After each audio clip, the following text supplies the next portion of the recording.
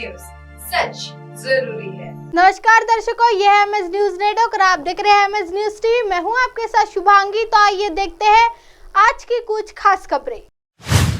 PM Modi ने किया future ready civil service के नेशनल ट्रेनिंग कॉन्क्लेव का उद्घाटन। प्रधानमंत्री मोदी ने भविष्य के लिए तैयार सिविल सेवा के लिए दिल्ली में अब तक के पहले राष्ट्रीय प्रशिक्षण सम्मेलन का उद्घाटन किया। ये कार्यक्रम प्रगति मैदान के अंतर्राष्ट्रीय प्रदर्शनी और सम्मेलन केंद्र आयोजित किया गया। इसका उद्देश्य सिविल सेवाओं में क्षमता निर्माण को बढ़ाना है। यह सम्मेलन सिविल सेवा क्षमता निर्माण के लिए राष्ट्रीय कार्यक्रम मिशन कर्मयोगी के तहत आयोजित किया गया है।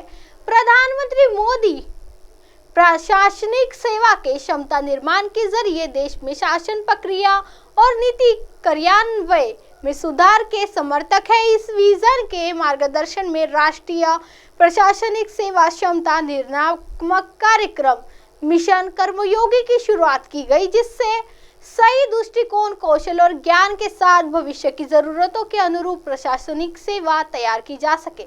यह सम्मेलन इसी दिशा में एक और कदम है। क्षमता निर्माण आयोग ने इस राष्ट्रीय प्रशिक्षण कॉन्क्लेव को आयोजित किया है। यह सिविल सेवा प्रशिक्षण संस्थाओं के बीच सहयोग को बढ़ावा देने और देश भर में सिविल सिक्कों के लिए प्रशिक्षण के बुनियादी ढांचे मजबूत करने की दिशा में एक कोशिश है। आइए बढ़ते हैं अगली खबर की ओर।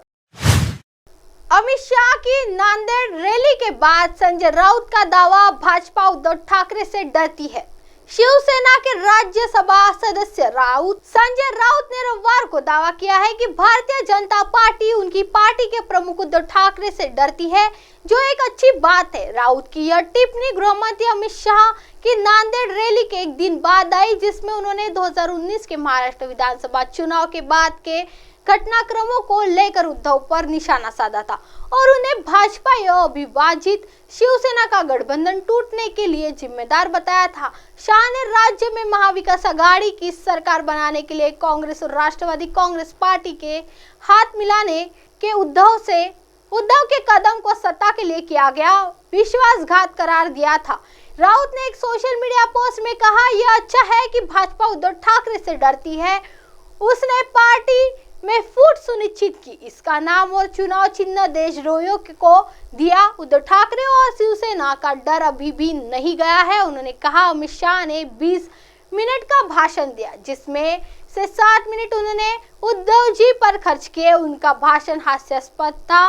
मैं सोचता हूँ कि नांदेड़ में उनकी रैली भाजपा के महासंपर्क अभियान का हिस्सा थी या उद्धव की आलोचना करने का मौका था। शिवसेना सांसद ने कहा कि भाजपा को उद्धव से पूछे गए सवालों के बारे में आत्मनिरीक्षण करना चाहिए। उन्होंने दावा किया कि भाजपा अपने ही जाल में फंस गई है।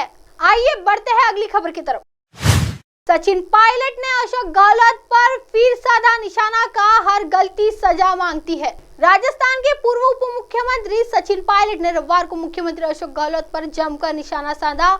पायलट ने कहा कि राजस्थान और देश में भ्रष्टाचार की कोई जगह नहीं होनी चाहिए। किसी ने सही कहा है कि हर गलती की सजा मांगती है। आपस में कैसे भी संबंध हो, सबसे बड़ा न्याय नीली छतरी वाला देता है। आज नहीं तो कल न्याय जरूर मिलेगा।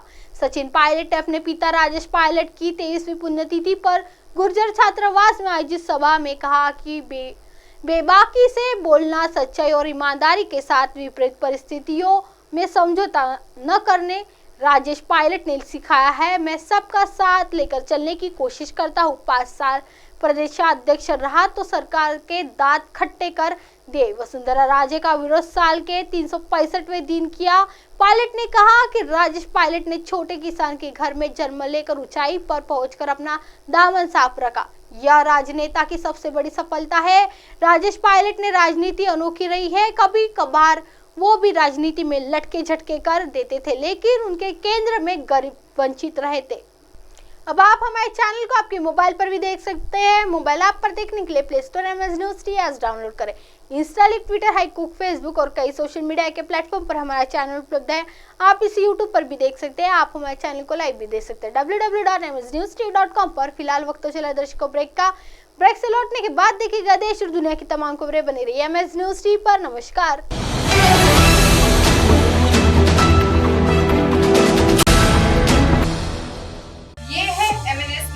पर और आप देख रहे हैं MNS न्यूज।